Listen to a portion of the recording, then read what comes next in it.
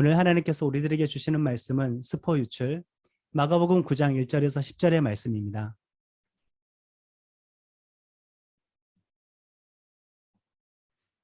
마가복음 9장 1절에서 10절의 말씀을 우리 한 절씩 교독하시겠습니다. 또 그들에게 이르시되 내가 진실로 너희에게 이르노니 여기 서 있는 사람 중에는 죽기 전에 하나님의 나라가 권능으로 임하는 것을 볼 자들도 있느니라 하시니라. 엿새 후에 예수께서 베드로와 야고보와 요한을 데리시고 따로 높은 산에 올라가셨더니 그들 앞에서 변형되사 그 옷이 광채가 나며 세상에서 빨래하는 자가 그렇게 희귀할 수 없을 만큼 매우 희어졌더라. 이에 엘리야가 모세와 함께 그들에게 나타나 예수와 더불어 말하거늘 베드로가 예수께 고하되 랍비여 우리가 여기 있는 것이 좋사오니 우리가 초막셋을 짓되 하나는 주를 위하여 하나는 모세를 위하여 하나는 엘리야를 위하여 하사이다 하니 이는 그들이 몹시 무서워하므로 그가 무슨 말을 할지 알지 못함이더라. 마침 구름이 와서 그들을 덮으며 구름 속에서 소리가 나되 이는 내 사랑하는 아들이니 너희는 그의 말을 들으라 하는지라. 문득 둘러보니 아무도 보이지 아니하고 오직 예수와 자기들 뿐이었더라. 그들이 산에서 내려올 때에 예수께서 경고하시되 인자가 죽은 자 가운데서 살아날 때까지는 본 것을 아무에게도 이르지 말라 하시니라. 그들이 이 말씀을 마음에 두며 서로 문의하되 죽은 자 가운데서 살아나는 것이 무엇일까 하고 아멘.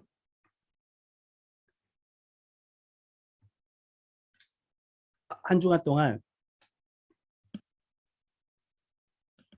잘 지내셨습니까? 집안은 난리가 아니었습니다. 우리 5가족 중에 4명이 확진이 되어가지고 이렇게 장모님도 아이를 보시러 오실 수가 없기 때문에 저도 확진된 상태에서 이렇게 컨디션이 안 좋은데 애들을 돌봐야 했었기 때문에 지난 한 주간은 쉽지 않은 한 주간이었고 말씀을 묵상하는데도 참 많은 어려움이 있었습니다. 그래도 언제나 감사하게 생각하는 것은 우리 성경 우리 공부 모임 방학 중에서 한 번 다 거쳐갔기 때문에 마음 놓고 성경 공부 시간을 앞으로 진행할 수 있겠구나라는 것을 생각하니까 그것은 다행으로 여겨졌습니다. 우리 지체들도 지금 확산세가 심한데 건강 조심하시길 바랍니다. 스포일러라는 말씀, 그 뜻 아마 많이 들어보셨을 겁니다. 영화나 드라마의 어떤 주요 내용이나 그 결말을 먼저 본 사람들이 안 본 사람들에게 유출하는 사람을 뜻합니다.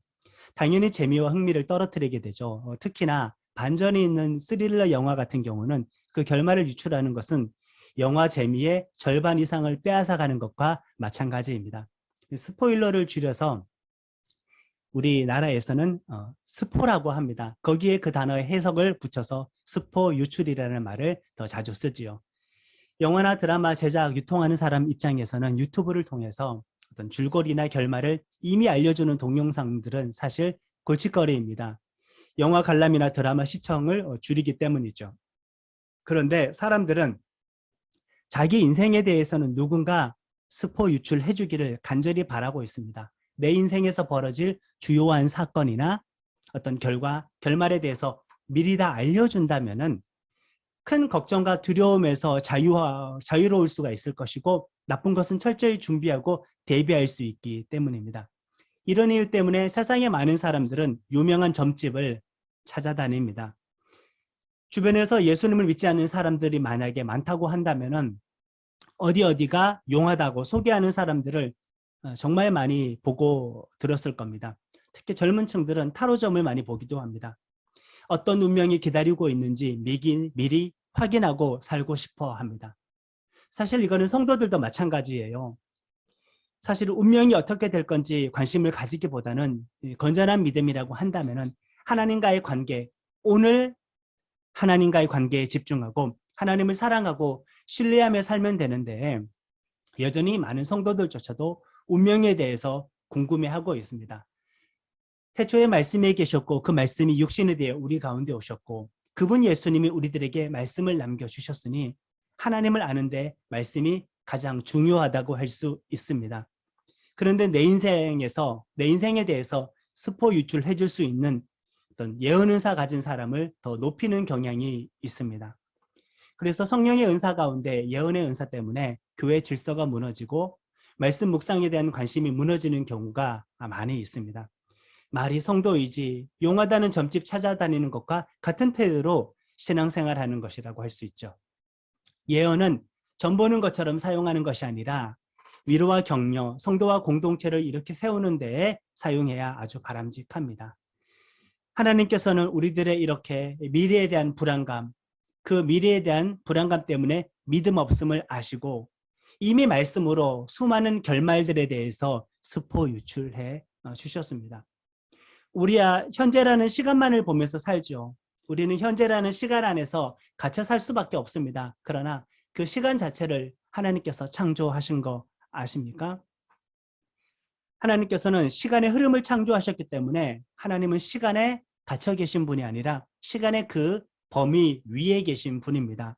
그래서 하나님은 과거와 현재와 미래를 그냥 동시에 보시면서 넘나들면서 그 모든 시간을 연결하셔서 어떤 일들을 진행시키고 있습니다. 그리고 모든 것들을 주관하고 계십니다. 성경은 그 당시 상황만 알고서 말씀하신 것이 아니라 그러니까 시간의 전부를 알고 계신 하나님께서 성경에서 말씀하고 계신다는 것을 우리는 꼭 기억해야 합니다. 이런 하나님께서 성경을 기록하셨습니다. 다 아시는 하나님께서 시간을 창조하시고 시간을 조율하시고 시간의 통제 범위 그 위에 계신 하나님께서 성경을 기록하셨으니 성경에는 하나님의 구원 계획에 대한 스포 유출이 아주 많을 수밖에 없지요. 수천 년 전 성경 기록 시점에 이미 종말에 대한 이야기를 다 하고 계십니다. 하나님께서 믿으라고 하실 때에는 그러니까 막막한 미래에 대해서 그냥 무시하고 덮어놓고 믿어. 강제적으로 믿어. 이렇게 강요하는 말이 아니라는 그 말입니다. 그분은 모든 시간의 이야기를 영원 전부터 영원 후까지 미리 다 알고 계시고 계획하고 계시고 미리 다 본 상태에서 우리들에게 믿으라고 하신 것이니 하나님 입장에서 보면은 우리들에게 요구하는 믿음은 너무나 쉬운데 왜 안 믿을까가 되는 거고 미래를 알지 못하는 스포 유출할 수 있는 하나님의 능력을 알지 못하는 우리 입장에서는 그래서 믿는 게 어려운 것입니다. 사실 하나님께서는 과거까지도 바꾸실 수 있는 분인 거 여러분들 혹시 아십니까? 오늘 우리가 어떻게 행동하느냐에 따라서 그 미리 아심으로 과거에 그렇게 나에게 말씀하셨던 겁니다. 오늘 내가 이렇게 반응하실지를 알고 과거에 그렇게 나에게 간섭하셨고 역사하셨던 것입니다. 그러니 하나님은 과거까지도 바꾸실 수 있는 분이 되는 거죠. 우리들에게는 이렇게 흘러가는 시간이지만은 하나님께는 모든 것이 한 점처럼 모든 시간이 하나님께는 한 점처럼 그분 안에 있음을 우리는 기억하면 인생에 대해서 장애물들에 대해서 조금은 더 의연해지고 초연해질 수가 있습니다. 이런 하나님이시니 성경엔 하나님의 스포 유출이 많을 수밖에요. 아예 처음 창세기 인간의 타락으로 한번 우리가 거슬러 올라가 볼까요? 하나님과 인간과의 생명의 관계가 끊어졌던 그 처음으로 한번 가보시겠습니까? 아담과 하와가 말씀을 어기고 하나님처럼 되고자 뱀의 유혹을 받고 선악과를 따 먹었습니다. 그 순간 하나님과의 관계가 단절이 되고 영적인 생명이 멈추었습니다. 물론 육신의 생명은 있지만 영적으로는 죽은 존재가 되었으니 하나님 나라에서 영생할 수 있는 그 약속과 특권은 잃어버리게 되었죠. 하나님께서 타락한 아담과 하와를 하나님 나라의 상징, 그 예표, 비유라고도 할 수 있는 에덴 동산에서 쫓아내셨는데 그들에게 주신 선물이 있습니다. 그 선물이 무엇이냐면은 창세기 3장 21절의 말씀을 같이 읽겠습니다. 여호와 하나님이 아담과 그의 아내를 위하여 가죽옷을 지어 입히시니라. 아멘. 이거 앞으로 인류에 대해서 하나님께서 어떻게 하실지에 대해서 중요한 스포를 유출하신 겁니다. 사실 이미 타락 이후에 사람들은 부끄러움을 알아가지고 자기들끼리 나름대로 옷을 지어 입었어요. 창세기 3장 7절에 보면은 이에 그들의 눈이 밝아져서 자기들이 벗은 줄을 알고 무화과 나무 잎을 엮어 치마로 삼았더라.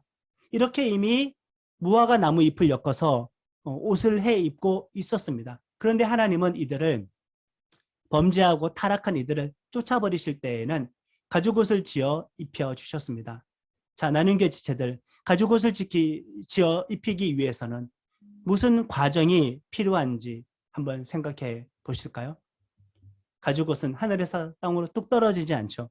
짐승을 잡아 죽여야 합니다. 가죽과 살을 발라내야 합니다. 그리고 피는 피대로 다 흘려야 합니다. 짐승이 피 흘리고 살이 찢겨지는 과정이 있어야 가죽 옷이 나온다는 거죠.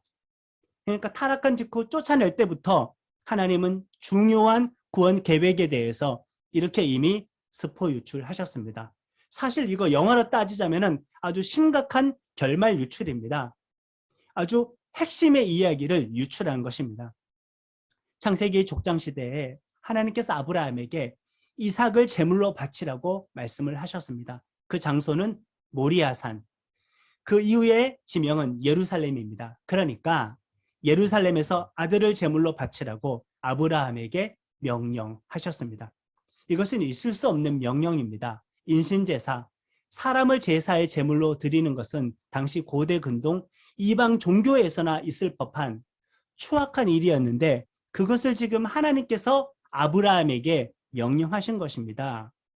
왜 이런 명령을 하셨을까? 어떻게 하나님께서 인신제사, 사람 제물 제사를 명령하실 수가 있지? 이것은 누가 봐도 예루살렘에서 아버지에 의해서 버림받고 죽임당할 아들에 대한 이야기, 중요한 스포 유출 아닙니까? 이렇게 사실 구원 이야기는 창세기부터 계속 유출이 되어 있었습니다. 그렇기 때문에 하나님께서 믿으라고 하신 모든 명령은 막무가내가 아닙니다. 다 계획이 있으신 거죠. 우리들도 과거에 나에게 어떤 일이 일어난 것에 대해서 하나님께서 그 일들을 나에게 허락하신 것에 대해서 그때는 다 깨닫지 못했지만은 이제야 깨닫고 그 일이 나에게 유익이었다고 고백하는 거 많이 있지 않습니까? 과거엔 우리가 보는 눈이 없어서 그것이 내 인생에 대한 하나님의 스포 유출인지 은혜의 유출인지 우리는 몰랐던 겁니다. 그리고 오늘 본문 변화산 사건을 이야기하자면 이것은 예수님의 제자들에게 정말 완벽하게 스포 유출한 것입니다. 갈릴리 서북쪽 가이사랴 빌립보에서 베드로를 중심으로 사도들이 예수님을 그리스도라고 고백을 했습니다. 이 고백을 기점으로 이제 제자들은 기본적인 준비가 되었다고 예수님께서 판단을 하셔서 본격적으로 예루살렘을 향하여 십자가를 지기 위한 여행을 하셨습니다. 그리고 예루살렘에서 무슨 일이 있을지에 대해 구체적으로 말씀을 해주셨는데 그것은 예수님께서 나는 거기서 죽는다. 그런데 나는 3일 만에 살아난다. 이것을 본격적으로 알려주셨죠.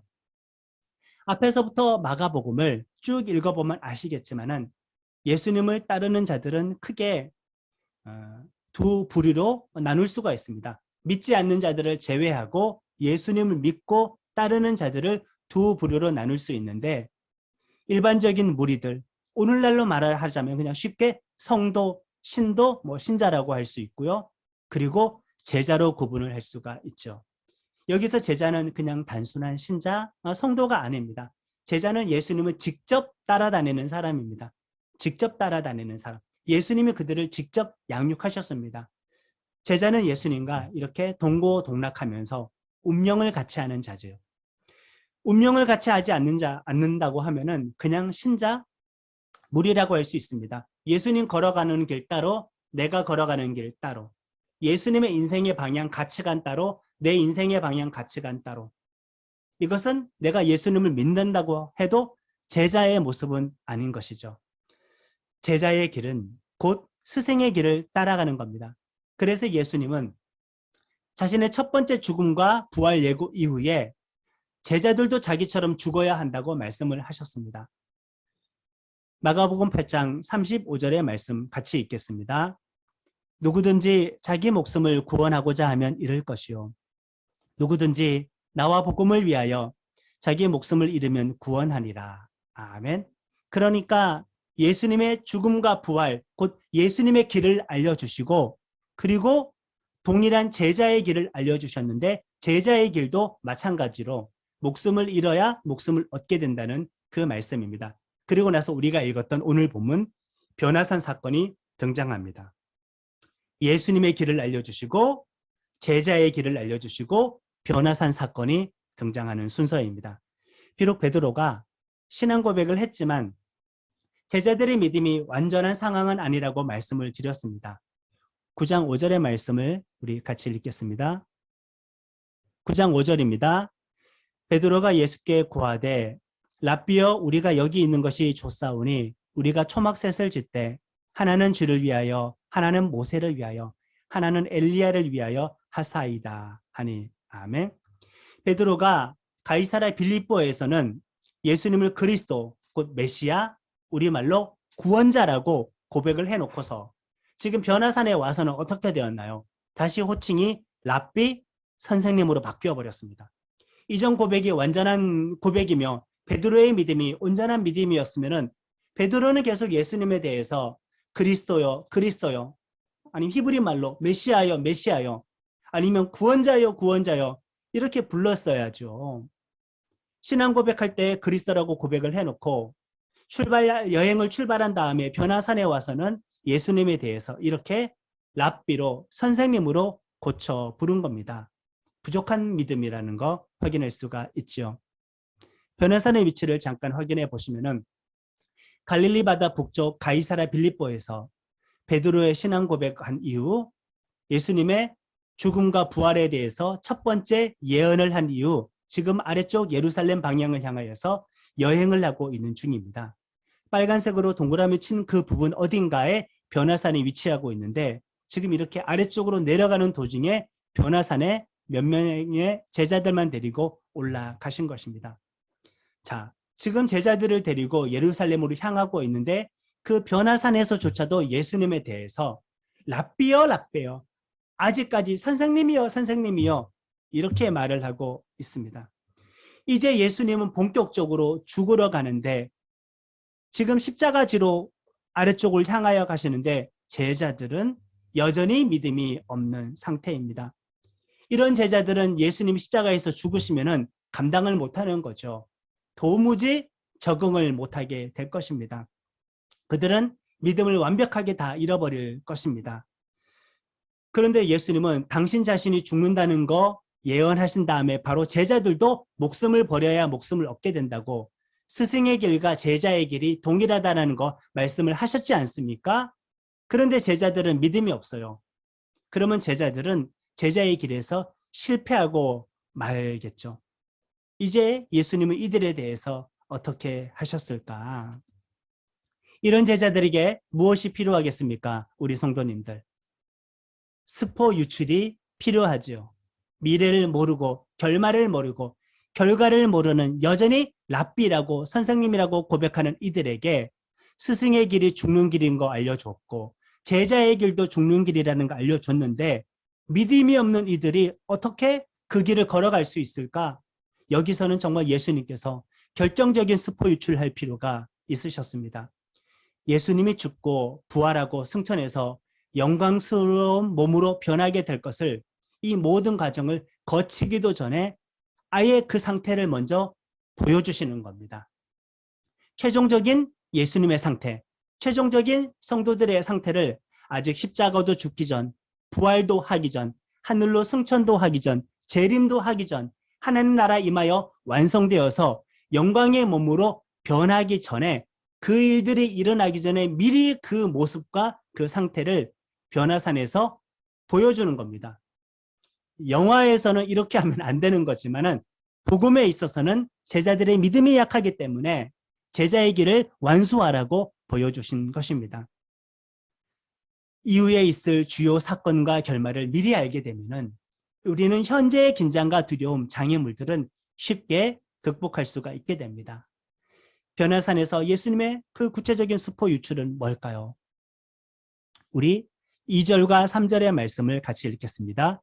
엿새 후에 예수께서 베드로와 야고보와 요한을 데리시고 따로 높은 산에 올라가셨더니 그들 앞에서 변형되사 그 옷이 광채가 나며 세상에서 빨래하는 자가 그렇게 희게할 수 없을 만큼 매우 희어졌더라. 아멘. 비록 지금 십자가 죽음을 위해서 나아가고 있는데 그 뒤의 이야기는 부활한 영광의 몸이 될 것이다. 그것을 지금 먼저 보여주는 거죠. 광채나는 몸을 먼저 보여주는 겁니다. 쉽게 이야기하면 이거죠. 나는 죽게 될 거야. 그러나 부활해. 나는 죽게 될 거야. 그러나 부활해. 이 말을 반복적으로 하시면서 그리고 나서 빛나는 몸을 보여주는 겁니다. 빛나는 몸을 보여준 상태에서 나는 죽게 될 거야. 그러나 부활해. 이렇게 말을 한다고 했었을 때 제자들은 복음의 비밀을 더 쉽게 깨달을 수 있지 않았겠습니까? 물론 제자들은 잘 믿지는 못했습니다. 우리 4절의 말씀을 같이 읽겠습니다. 이에 엘리야가 모세와 함께 그들에게 나타나 예수와 더불어 말하거늘. 등장인물도 중요한 인물 등장시키셨습니다. 이 변화산 사건의 지금 위치가 아주 중요한데요. 이 변화산 사건의 위치는 예수님께서 첫 번째 나는 죽지만 부활한다라고 첫 번째 예언을 하셨고, 변화산 사건 이후에 나는 죽지만 3일 만에 부활한다 두 번째 예언을 하셨습니다. 변화산 사건은 1차 고난과 부활 예언, 2차 고난과 부활 예언, 그 중간에 끼어져 있습니다. 그러니까 변화산 사건 앞뒤로 죽음과 부활 예고가 있어요. 죽는다는 예언을 자꾸 하셨는데 그 사이에 변화산을 끼워 넣어 주셔서 결말을 내가 유출할 테니까 내가 죽는다는 말, 부활한다는 말 믿어라, 받아들여라. 그런 하나님의 의도인 것을 우리는 충분히 깨달을 수가 있습니다. 그리고 그 증거로서 모세와 엘리야가 등장하게 되는데 1400년에 죽은 모세가 등장하고요. 900여 년 전에 죽은 엘리야가 등장합니다. 전달락에서 예수님은 지금 십자가의 죽음을 이야기했고 제자들에게도 복음을 위해서 목숨을 걸어라라고 말씀을 하셨는데 과거에 하나님의 신실한 종 두 사람, 이미 죽어 없어진 신실한 종 두 사람을 여기에 등장시키셔서 자 봐라, 죽음이 끝이 아니지, 죽음 이후에도 살게 된다, 직접 죽었지만 지금 현재 살아있는 사람 두 사람을 이렇게 호출시킨 겁니다. 눈앞에 구약의 대표적인 인물 두 사람을 보게 된 거죠. 모세는 율법을 받아서 이스라엘 백성들에게 전달한 자입니다. 이스라엘 사람들은 이 모세를 율법과 거의 동급으로 여길 정도로 이스라엘 사람들에게는 거의 대단한 인물이죠. 엘리야는 모든 선지자들 중에서 거의 원톱의 능력자라고 할 수가 있습니다.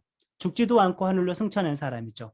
이 둘이 등장을 했는데 이들 앞에서 지금 예수님만 몸에 광채가 나고 옷에서부터 머리끝까지 얼굴까지 온몸에서 표현할 수 없는, 형용할 수 없는 빛이 나기 시작한 겁니다.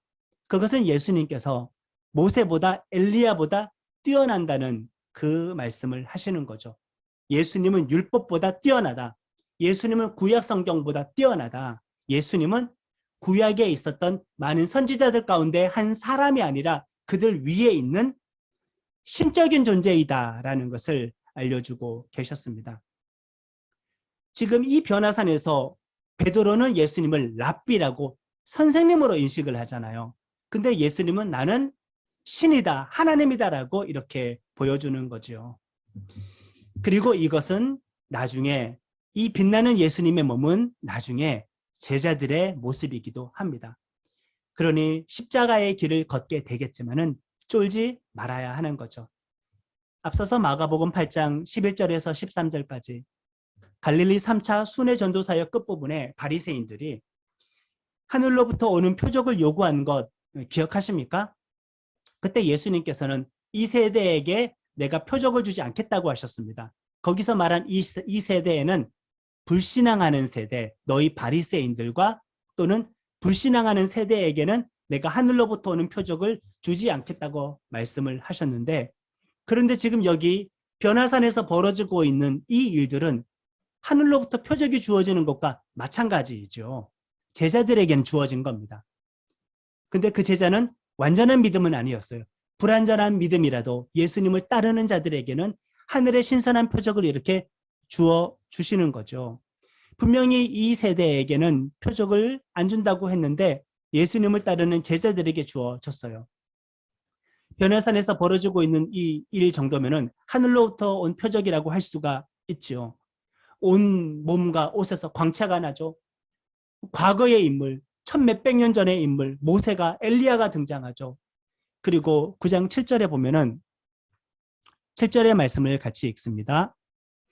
마침 구름이 와서 그들을 덮으며 구름 속에서 소리가 나되 이는 내 사랑하는 아들이니 너희는 그의 말을 들으라 하는지라. 구름이 그들을 덮었죠. 그리고 그 구름 속에서 하나님의 목소리가 직접 들리죠. 하나님의 목소리를 직접 예수님에 대해서 내 사랑하는 아들이라고 말씀을 하셨습니다. 이거면은 이 변화산 사건에 등장하는 이 모든 현상들은 하늘로부터 온 표적이라고 할 수가 있어요. 이 표적을 바리새인들에게 믿지 않는 자들에게는 허락해 주지 않았어요. 그러나 부족하지만 연약하지만은 예수님을 따르는 제자들에게는 허락해 주셨습니다. 아주 심각한 비밀에 대해서 유출해 주신 것이죠. 변화산 사건의 결론 부분에 예수님은 다시 예수님의 죽음과 부활에 대해서 추가적으로 한 번 더 알려주십니다. 9절의 말씀입니다. 그들이 산에서 내려올 때 예수께서 경고하시되 인자가 죽은 자 가운데에서 살아날 때까지는 본 것을 아무에게도 이르지 말라 하시니, 이 정도면은 장차 무슨 일이 일어나더라도, 예수님이 죽는 일이 일어나더라도, 제자 자신이 죽는 일이 일어나더라도 믿고 의연하게 걸어갈 수가 있어야 하는 겁니다. 핵심의 사건을, 하늘로부터 오는 표적을, 앞으로 있을 일들의 결말에 대해서 모든 유추를 다 해놓고 그 앞뒤로 죽음 이야기를 하셨는데, 우리의 신앙 여정 가운데에 내 앞에, 내 뒤에 죽음이라는 엄청난 두려움이라는 고난이 나의 앞과 뒤를 감싸고 있다고 할지라도 하나님께서 우리들에게 구원 약속에 대해서 이미 결말 유출을 하셨기 때문에 내 전후의 일들에 대해서 우리는 두려워 떨 필요가 없다는 사실을 나눔교회 지체들은 꼭 기억하시기를 바랍니다. 두 번의 죽음과 부활 사건 그 예고 사이에 변화산 영광의 몸 사건이 등장합니다. 이런데도 불구하고 제자들은 여전히 믿음이 없었습니다. 10절의 말씀입니다. 그들이 이 말씀을 마음에 두며 서로 문의하되 죽은 자 가운데서 살아나는 것이 무엇일까 하고. 아멘. 영적인 눈이 아직까지 완벽하게 열리지 않았으니, 믿음의 눈이 아직 완벽하게 열리지 않았으니 하나님께서 핵심적인 비밀에 대해서 그 결말 유출을 하셨음에도 불구하고, 해답지를 보여줬는데도 불구하고 여전히 문제를 풀 때 낑낑거리고 있는 제자들 모습을 우리는 살펴볼 수가 있습니다. 자, 하나님은 우리 교회 모든 사람들에게 이미 변화산에서 최종적으로 되어질 일들에 대해서 스포 유출하셨습니다. 그리고 제자들 앞에, 예수님 앞에는 죽음이 놓여 있습니다. 우리들 앞에는 죽음이 아니더라도 많은 장애물이 놓여 있었습니다. 놓여 있고 앞으로도 그런 일들을 우리는 경험하게 될 것입니다. 그러나 알아야 될 것은 시간을 거슬러서 시간을 창조하신 하나님께서 최종적인 일들을 아신 상태에서 오늘날을 여전히 이끌어가고 계시고 동행하고 계시다는 사실을 우리가 기억하면은 우리는 담대한 믿음을 소유할 수가 있게 될 것입니다. 스포 유출했으니 이제 우리 더 이상 신자의 삶에 머물지 않고 제자의 길을 걸어야 하지 않겠습니까? 하나님은 우리들에게 이미 스포 유출을 하셨으니까 우리들은 더 이상 걱정하고 근심하는 일들을 멈추어야 하겠습니다. 우리는 처음부터 최후 승리, 최종 승리, 영광의 결말을 다 보고 난 상태에서 인생 살아가는 자들입니다. 우리 앞뒤로 죽음과 같은 고난이 와도 우리는 흔들리지 말아야 할 이유가 여기에 있습니다. 지금 내게 이렇게 말씀하시는 하나님은, 지금 내게 이렇게 역사하시고 인도하시는 하나님은 모든 것을 다 알고 계신 상태에서 그렇게 하신다는 것. 우리는 이 사실을 기억해야 합니다. 우리 성도들은 결과와 결말을 미리 듣고 본 자로서 이 세상을 사는 자들입니다. 그러니 확신과 담대함으로 승리자의 태도로 살 수 있기를 예수 그리스도의 이름으로 축원합니다. 오늘 주신 말씀 붙잡고 우리 기도하겠습니다. 다 같이 제목 참고하여 기도하시겠습니다.